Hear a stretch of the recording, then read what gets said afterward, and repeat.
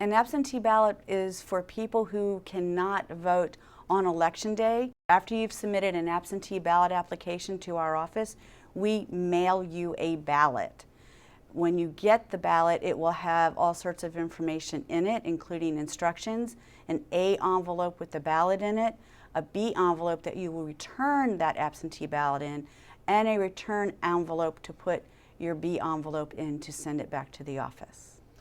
The B envelope that you're submitting back with your ballot must be filled out correctly, because if it is not, you have a possibility of your ballot not counting. And we want everyone's ballot to count.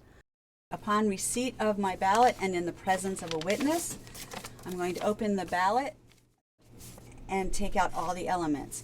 My instructions on how to vote, my return envelope, my B envelope, and my A envelope with the ballot in it. I'm going to take my ballot out of my A envelope.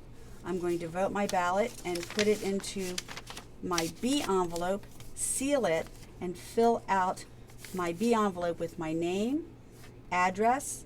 I am going to sign it and have my witness sign it and date it.